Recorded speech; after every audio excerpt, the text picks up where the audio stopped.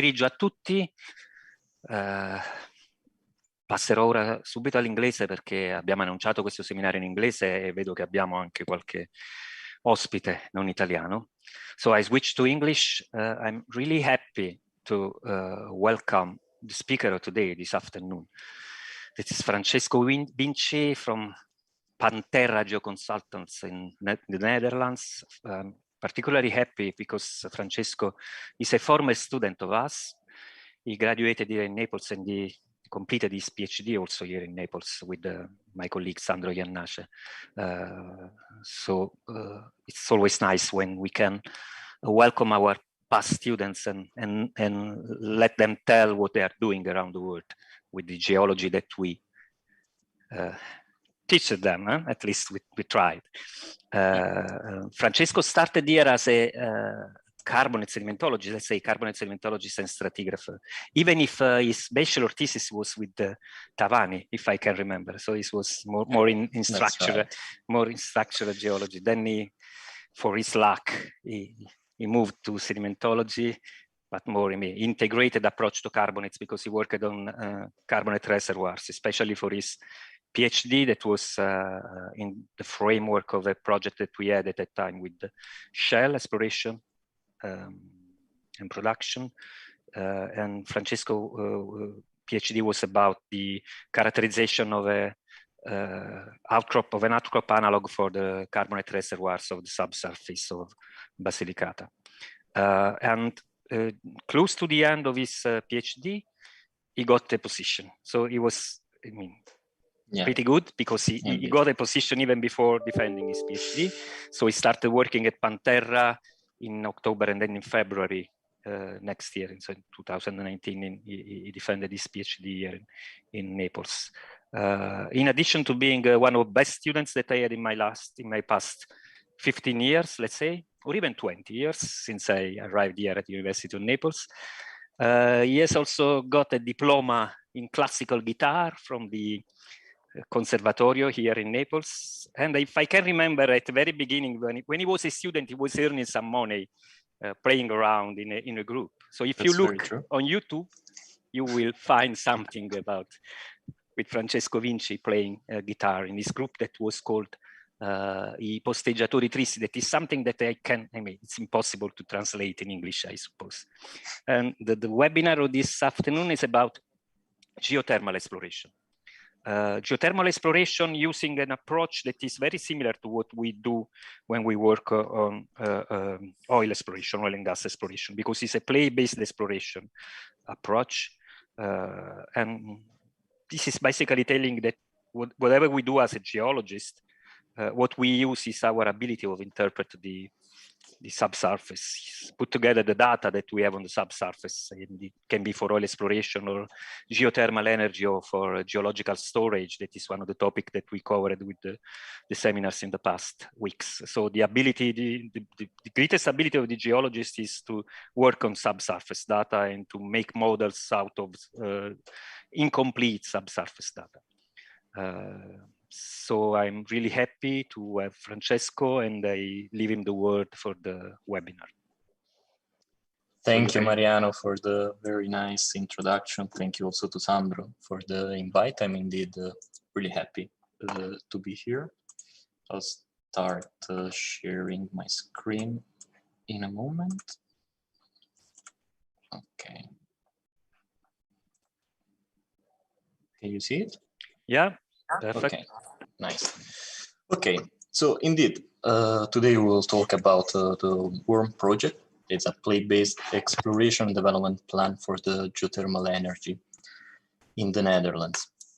So I will give you a bit of an introduction, giving you a bit of context, a bit of info about the status of the geothermal development in the Netherlands, then something more specific about the WORM project itself, because the special thing about this project was the integration of subsurface evaluation, so the evaluation of the subsurface potential, the geothermal potential itself, with surface demand, because as we will see for geothermal energy, it's really important to match both, to have in the same location the good potential, the good subsurface with someone in the surface that is that would be able to use the energy.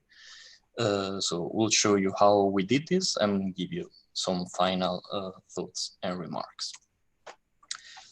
The geothermal heat production in the Netherlands is increasing a lot in the last years. So basically everything started a bit more than 10 years ago. In 2018, we drilled the first doublet. When we talk about geothermal wells, we often talk about doublet because basically you need a couple of wells, an injector and a producer well.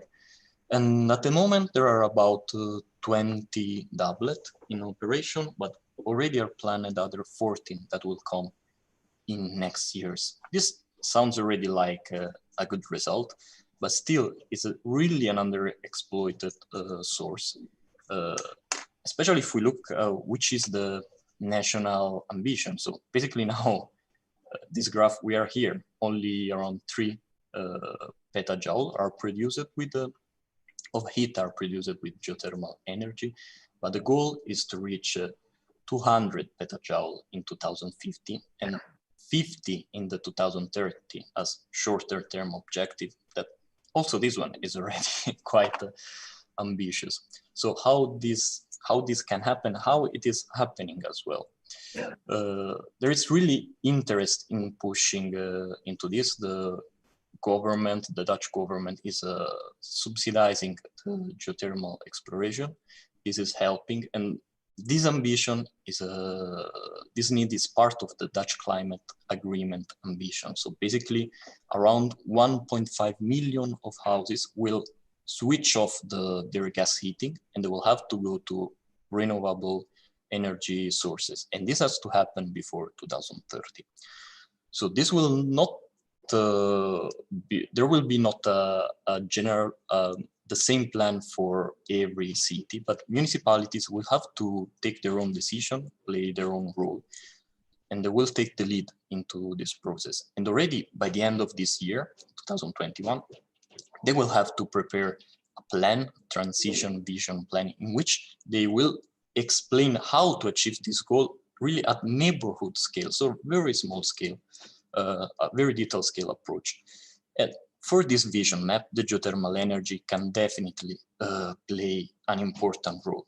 But municipality will not have to do this on their own. They will have to work together with their neighbors. So they will be grouped in RES regions. These RES regions are regional energy strategy regions. They involve not only the municipality, but also other parties like the provinces, the water authorities, but also network owners, talking about heating network, because again, to transport and distribute the energy, the hot water, you need this kind of facilities.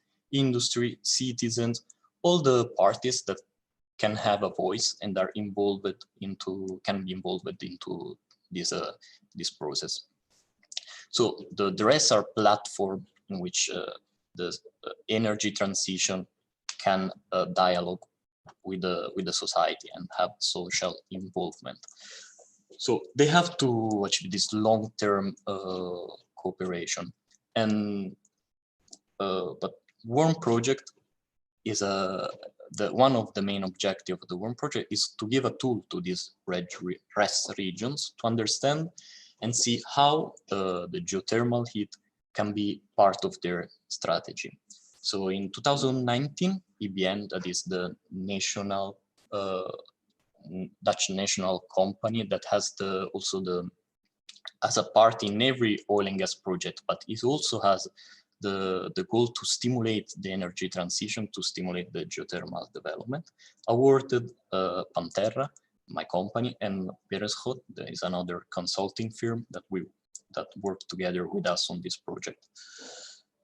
So we were asked to develop this plan. I will not try to spell what WORM is in Dutch, but basically stands for in English value of geothermal heat and regional opportunities. Once again, the goal of this project was to integrate the potential of subsurface according to plate-based concepts that are something, as also as Mariano was saying in the introduction, is an approach that oil people are already familiar with, but for the geothermal energy, something quite innovative, with demand and network opportunities at surface. So the integration of surface and subsurface will help RES region in their transition energy and will help them to take their own decisions. So about the subsurface potential, the methodology that we used. Okay, so all input data used for this study are available on ThermoGIS. That is a website built by the TNO, that is the National Research Institute, a bit like CNR in Italy. So on this website, you can find a huge amount of data, because one of the peculiarity of the Dutch well mining law is that after 2 years, all data about subsurface have to be public, and it's very easy to access them, are also freely available. So all the information about years and years of oil and gas production, all information about wells, seismics, and so on are available. It can be used also for the geothermal exploration. So for the project itself, 7 aquifers, each one corresponding to a different play from Dinantian to tertiary, were selected and evaluated. Then for each aquifer was prepared a play-based map, and then were also prepared common risk segment maps per aquifer and per parameter. We will see in detail which are the parameters that were considered. Finally, all the CRS maps were combined of different input parameters were combined into a single combined potential CCRS map. And altogether, they were matched with the surface demand, surface condition, to have the final output that then can be used by the rest regions to take their own decisions. So those are the aquifers that were evaluated. So Dinantian carbonates, Rotliegend sandstone, Triassic Bonter sandstone, Upper Jurassic, Lower Cretaceous, and Paleogene. As I was saying before, for each of these plays, here you can see the main one. Common risk segment maps were generated. And for the scope of the talk, I will show you what came out of the study of the Rotliegend play. The Rotliegend play is a very well-known play, widely documented thanks to years and years of oil and gas activities. It's largely made of well-permeable sandstone. It's famous also for the Groningen gas field, in the gigantic gas field in the north of the Netherlands. Is hosted by the Rotliegend sandstone, for example. The presence of the play depends on the presence of this sandstone. So best quality generally is correspond to this yellow color in the Rotliegend Facies map that are Aeolian sands. For each reservoir, for each of these reservoir, a Facies map like the one that I was showing here was constructed. Then, based on Facies, structural history, reservoir parameters, subdivision was made. So the play, the Rotliegend, was subdivided in several different subplays. But which is why this is done? Which is the purpose? Basically, subplays define areas where an integrated exploration development campaign can help to reduce cost and make operation in a more efficient way. This again can sound obvious for people who normally deal with oil and gas, but you have to think that geothermal exploration up to a few years ago was proceeding in a bit of a random way. All operators were acting on their own. There were not really a long-term project, not at this scale. So this project also has the objective to give them some tool to have an integrated approach, not to plan one by one all the wells, but to have a bit of a longer term view. And why this is important? Because the information that is acquired from one exploration well then can be extended to the whole subplay segment. For example, if we drill a well in the West Netherlands subplay, that actually is one of the most, in which there are most of the activities for geothermal exploration in the Netherlands. The information gained from the well, the first well drilled here, can be exported to the whole West Netherlands subplay area. This helped to generate added value for subsequent projects. So all the seismic information, reservoir properties, also the well log acquired after the drilling of the well itself can be used, can be very useful for the next project. So, and this also, again, can help RES regions to learn from the project and make following project more likely to have success and also cheaper. So which are the critical parameters that have to be considered for a good geothermal project? They are temperature, thickness, and permeability. The system is a bit easier than when we look at oil and gas play, because, for example, here we don't really need a seal. We just need to have a reservoir. The source is basically always there. The water is just a matter of having a good reservoir with good reservoir quality, good permeability, enough thick, and the water has to be hot enough to be used. So we applied some cutoff to identify poor, average, and very good aquifer potential using a traffic light system. So as you can see here, if the temperature, thickness, or permeability are not good enough, red color is given to them. If they're average quality, yellow. If they're good, green.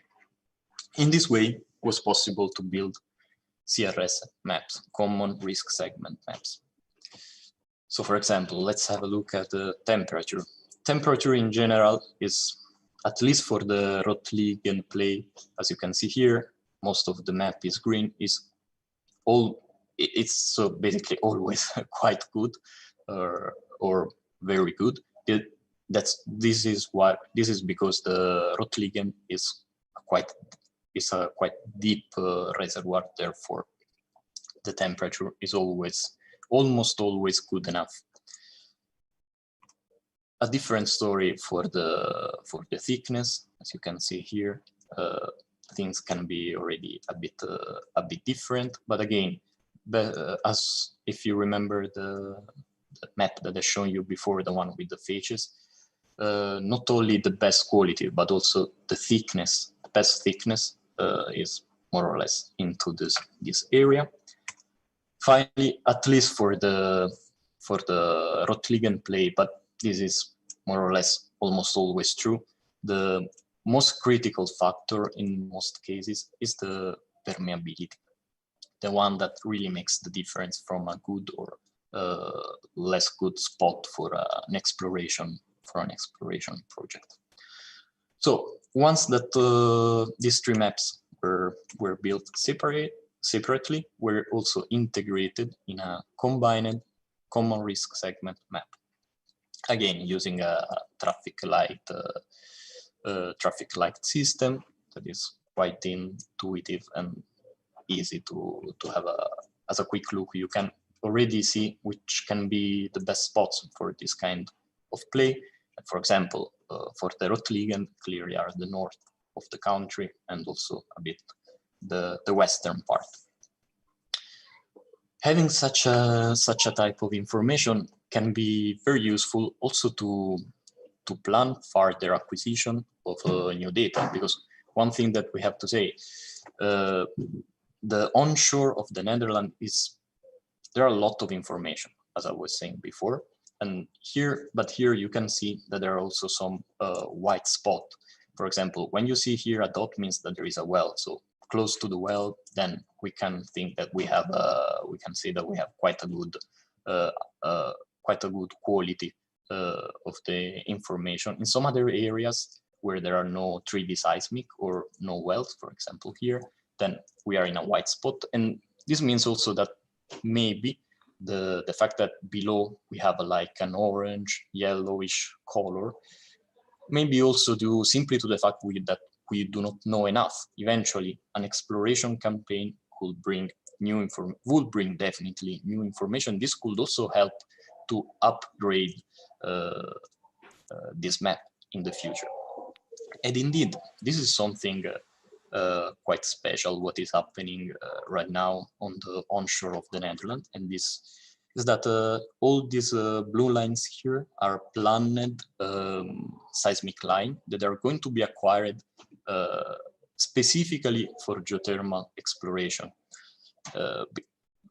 Or in some cases, this is going to be a reprocessing of some older seismic line that were acquired for oil and gas. Why the reprocessing can be important? Because, for example, when you do the reprocess, you also have to think of which is your target. So maybe a reservoir that was a target for the oil and gas is not going to be a target in the same area for geothermal exploration. So also just already simply reprocessing can give better information can improve the quality of the information for the geothermal exploration, but can also be acquired other data. This is an ambitious plan that is going to happen in the near future. It's already happening actually. So not only, of course, acquisition of seismic lines, but also the well itself, the drilling of new doublet will bring new information, and this new information could be used to upgrade the map at a subplay scale. So same approach was adopted for all of the aquifers. And so basically what came out from this is that actually we can see that most of the country could be covered by one of the geothermal play. As you can see here into this map, red dots are heat demands for built area, so basically from houses. But at this point, all the aquifers, all the aquifer play maps were put together, merged, and a super CCRS map was created. This one shows the best possible chance for geothermal heat development among all plays, so regardless of what it is. So if you see a dark green area here, means that one of these, at least one of the play has a dark green color, so this means high chances of a successful geothermal project. But this is only part of the study. This was the part in which geologists were involved. But as I was saying in the introduction, the interesting thing about this project was the integration between subsurface information and surface heat demand. As you can see here, the combined common risk map has been integrated with the surface information. Here you can see the needs of at neighborhood scale in terms of which is the heat demand at neighborhood scales. And this produced the combination of subsurface and surface produced this combined common risk segment map in which we can see at neighborhood level which is the chance of success of a successful geothermal project. Also, that not only is going to be successful from the geological point of view, but also economically a good choice, because that's also very important in the planning. I will quickly show you also how this surface analysis was carried out, but please be nice with question about this, because it was not done by me, but was done by our partner, Darren Scott. So I'm not really into the topic, but I think that still it could be interesting also for an audience of geologists to have a look at this. So 3 main sectors were identified that could benefit from that have a heat demand that could be satisfied with the geothermal heat. Built environment, so basically houses. Greenhouses. Greenhouses actually are up to now the main sector that is using geothermal heat in the Netherlands. Actually, all started with some ambitious owners of greenhouses that wanted to have their own geothermal duplet and use it for the heat they need for their own greenhouses. And then also industry, let's say light industry, that has a heat demand below 100 degrees. And the total heat demand then is around 585 petajoule. Were made several calculations that consider, as I was saying, which are the economics. Several alternatives were considered, so not only geothermal, but several others potential green choices. And then, of course, for the scope of the project, were highlighted the neighborhood in which the geothermal heat could be the most economically one. So, to have a more detailed look into this, geothermal energy could be the cheapest alternative, like 17% of total heat, total demand. This could be the cheapest solution if we look at geothermal only, but also it's already 48 petajoule. But geothermal heat could also be integrated by combining it with residual heat, for example, from industrial processes. Some heat could be conveyed into the same network, or also using this LT low temperature network, that are basically some networks that are more efficient than the ones that are more commonly used. The combination of this could even expand even more the potential of the geothermal source. So, in summary,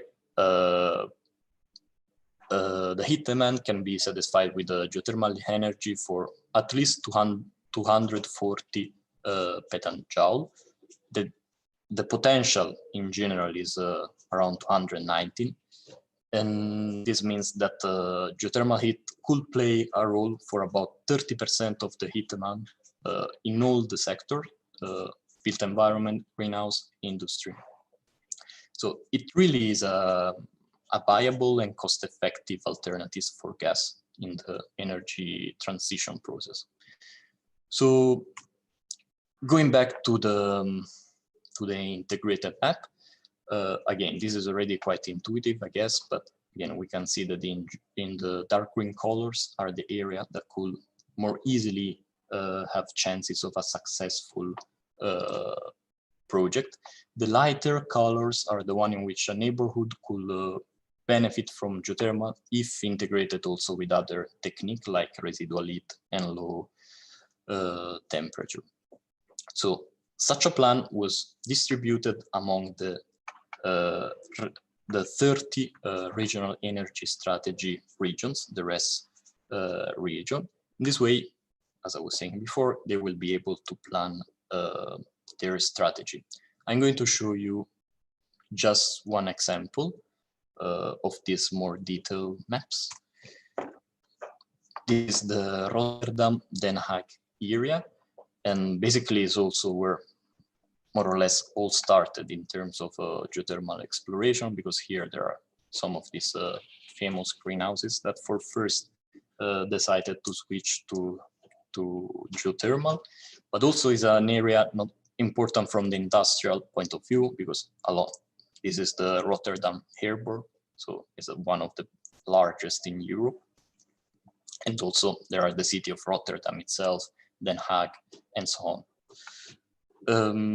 This is, for example, the total heat demand in the region, and this one is the heat demand corrected for the economical cutoff. So this is in general, and on the right instead is where you could actually benefit also from an economical point of view from the geothermal choice.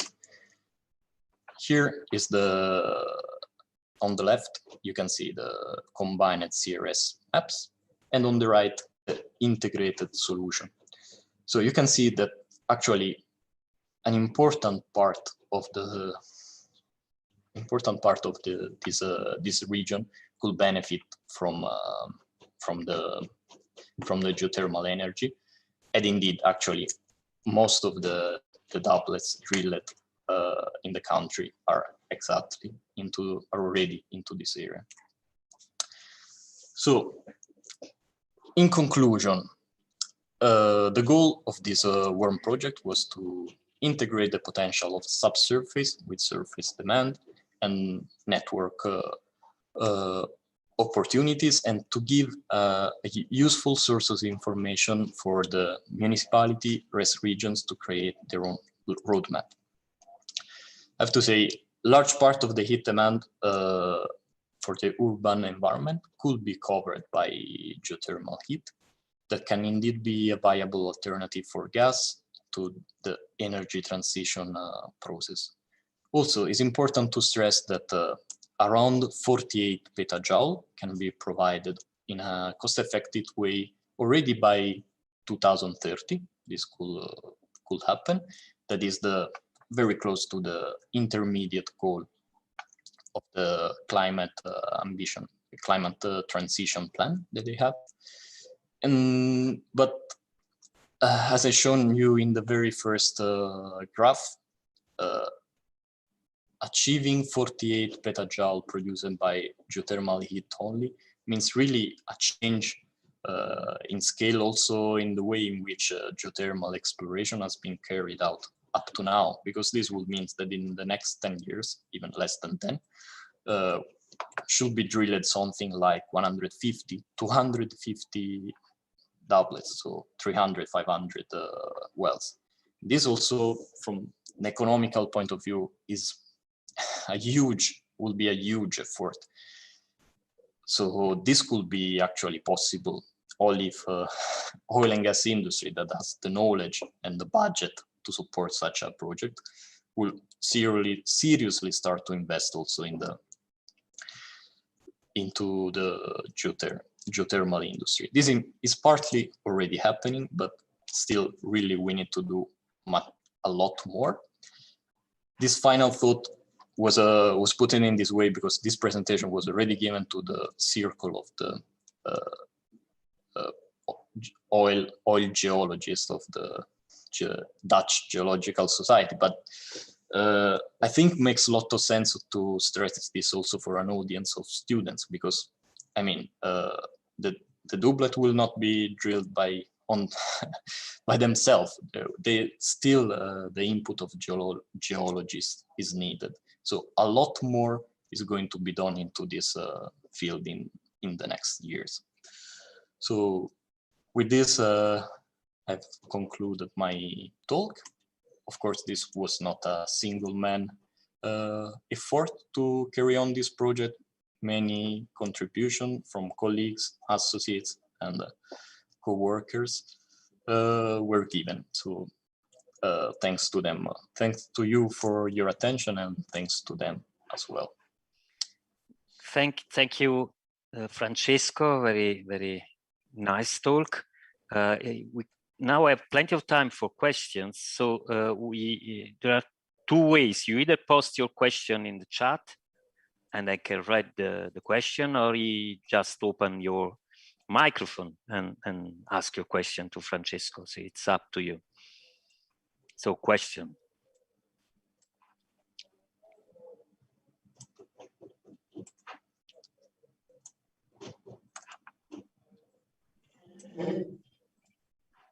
Good evening, everyone.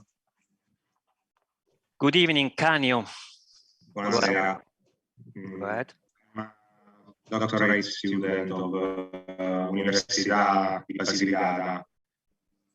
Can you hear me? Yeah, with a little bit of delay. Yeah, but Okay. I can hear you. My question is about you talk very much about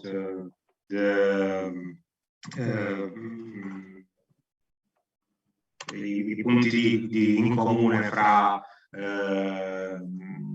the petroleum exploration and geothermal exploration. I want to ask, what are, in your opinion, the differences between petroleum exploration and geothermal exploration from a geological point of view?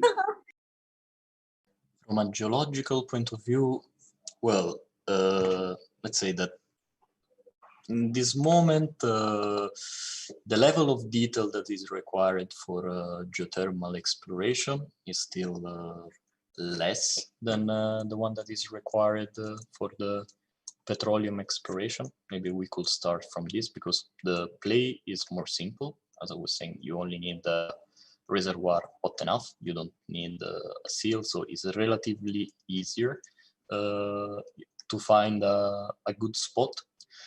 On the other, but another difference, this has also an implication in terms of budget. So, for example, an exploration campaign for a geothermal project can be starting already from 30,000 K to 100 K if the operator want to invest more money. But again, this maybe is also partly due to the fact that up to now, easier targets were explored. Also, maybe at the beginning of oil and gas exploration, the easy oil was found.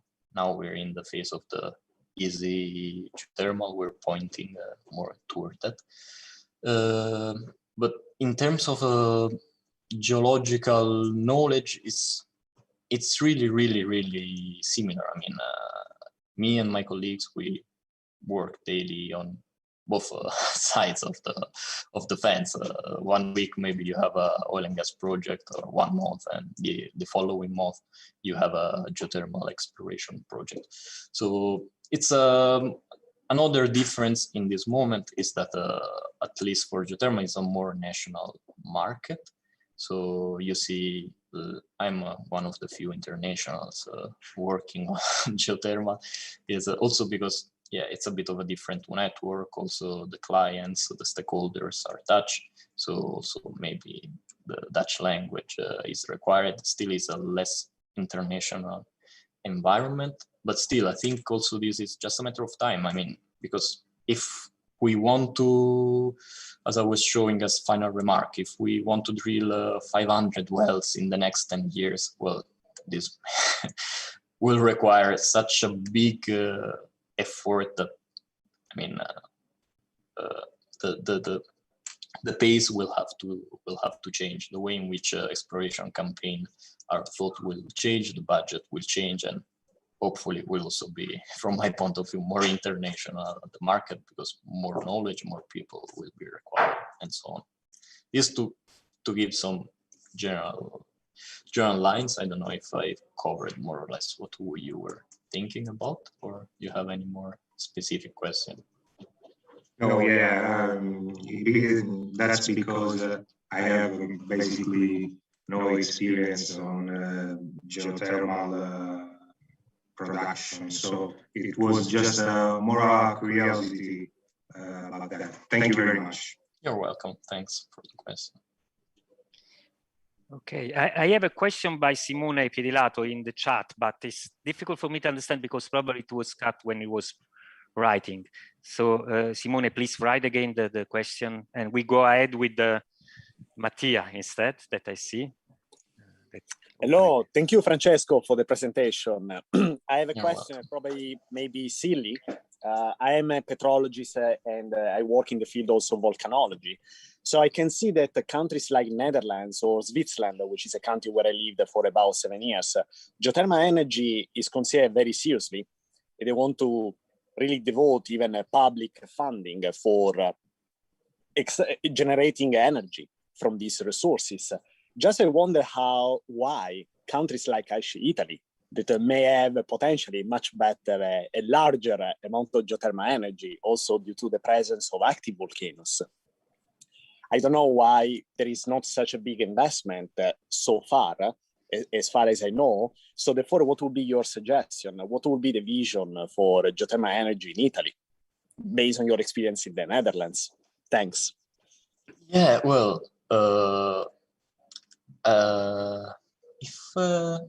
if I should start doing this, I should plan this. I think maybe one of the most interesting area could be like the Po Valley area, because I can think that there are a lot of geological data from oil and gas again. Even if there are no volcanoes as far as I know, but still it can be an environment quite comparable to the Dutch onshore, also because one of the things you need also, you have industry, you have more or less big cities, so that could be a good starting point, because in the end, one of the critical things is the availability of data. I mean, of course, could be planned a campaign, but I think I will start from where seismic data are already available. If then the area is good for all the other. I mean, if then the potential is there, it's not a depth check. But yeah, then why? I don't know why this is not happening either. It's the question really for me, but. I think there is in general a bit of a concern from people. They don't like will probably not like the idea of a well drilled into a city. Something that here happens.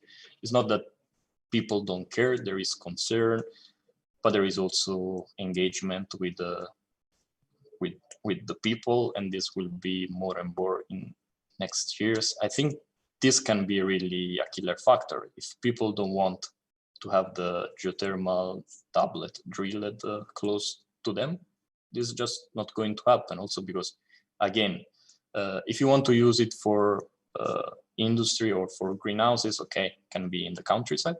But if you want it for the built environment, for the houses, has to be in the city. It cannot come from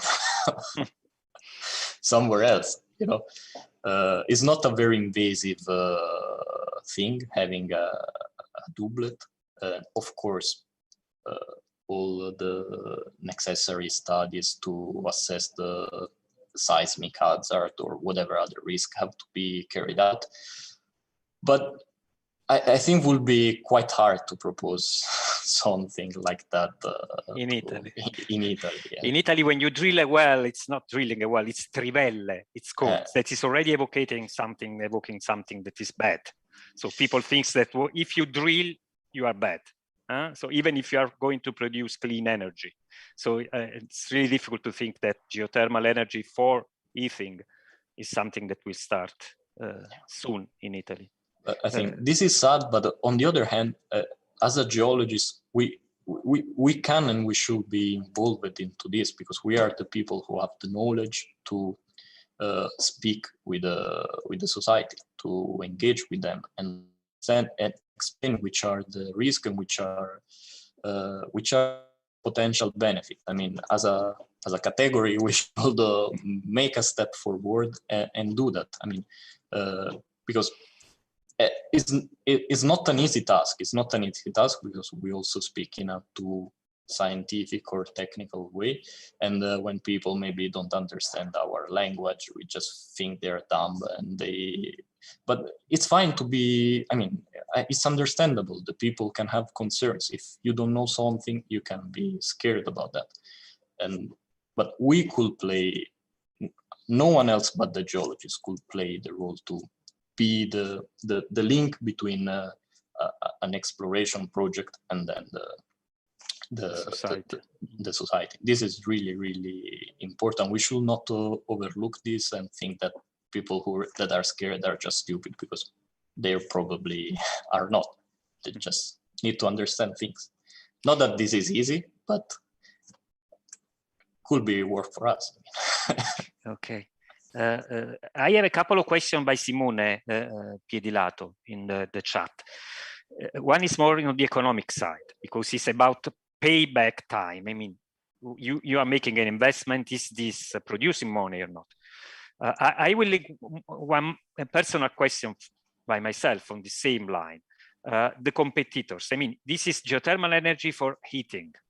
So you are cutting emissions if you substitute, let's say, heating that is done with gas, for instance, with heating that is done with geothermal energy. But there is also the possibility of having heating with, let's say, solar or whatever else. So you have competitors. So is there any possibility of being economic and making money with this heating by geothermal energy? Yeah. And the other question is more technical. The other question that Simone posted in the chat is about the average depth of the wells that are exploiting the Rotliegend in the Netherlands. So what is the average depth of these wells? Yeah. Okay, about the economics, if can be economical, it definitely can be. What I've shown in the map are only the area in which it's also economical from a point of view. Then what does it mean? How can be economical? Of course, is also considered into this calculation that there are subsidies. In particular, about the return time of the investment. Is it possible to do this in this moment? Mostly because of the subsidies. This does not mean that will not be economical at all without subsidies, but exactly what you were asking, the return of the investment will be way longer. Can give you, I don't have on the top of my mind a number, but yeah, it's not comparable from this point of view from an oil and gas project. But also one important thing, that people who invest into this are not the same people that who would invest into an oil and gas project. I mean, they have a different mindset.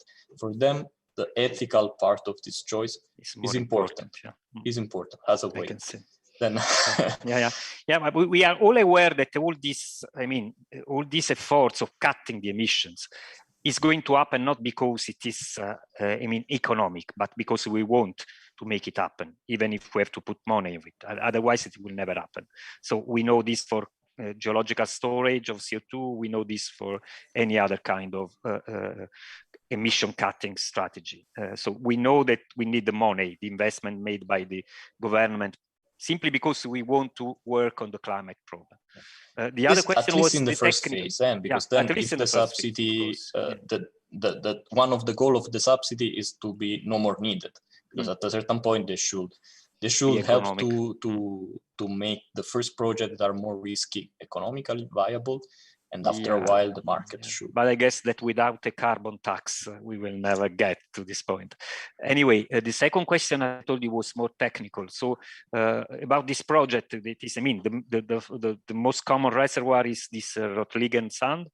And what is the average depth of the wells? The Rotliegend is a bit deeper generally.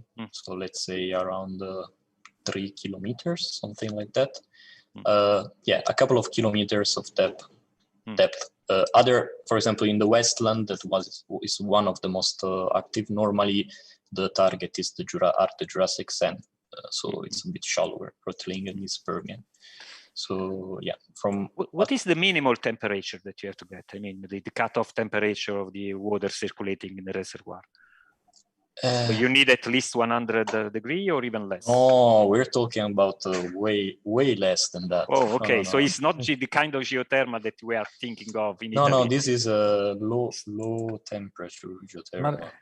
Mariano, I see in the chat a question. I mean, we have in the threshold. Okay, below 35 degrees is really no-go, but from 35 to 70, it's already average quality. Yeah, this is because you are producing heating and not electrical. It's not for electricity. It's not for electricity. This is for the other question that Sandro was pointing out to me is also in the chat. It is about if there is a potential for geothermal resources in igneous and metamorphic rocks. Well, as far as they are permeable, if they are permeable, you can use whatever. Yeah, of course, if they are enough permeable, they have the right porosity, permeability, and temperature, One thing is that they would probably be a bit more tricky, because I would expect more production problem. Maybe the water could be more corrosive for the well and so on. One thing, if you have a relatively clean sandstone, then you're not going to ruin your well very soon. But if you start having more aggressive water, then this is probably going to happen. But I think in general it's possible to manage this. I mean, countries that produce, like Iceland, but also Italy itself, that they produce high temperature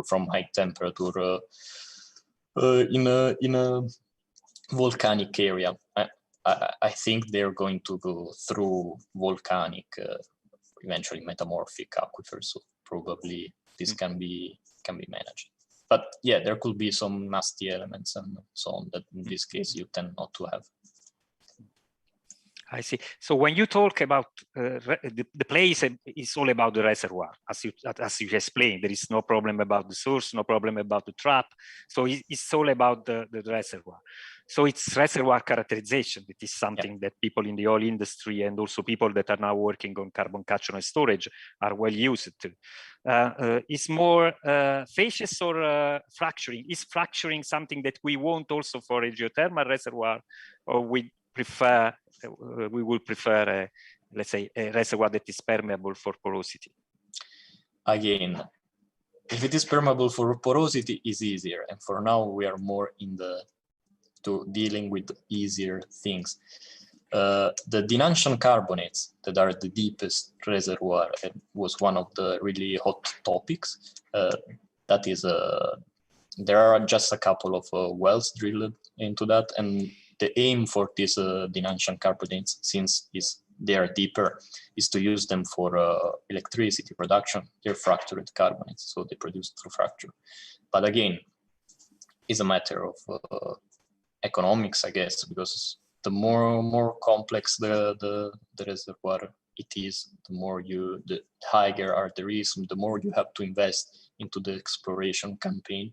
So for now, we are more in the easy things. So, fracture characterization is not yet a common practice, at least in the Netherlands. But from okay, there are already the scientific questions are already there. I mean, last year we published a paper about the impact of fractures into the Triassic reservoir in the Westland area, in which we were using, I mean, from the core analysis, fracture analysis acquired on the core itself, to the production of the analysis of PHI logs, of the seismic production of DFN and C. So basically the work for them is normally done for oil and gas. But again, this was a research project, it's still not part of the normal exploration campaign to do this kind of work.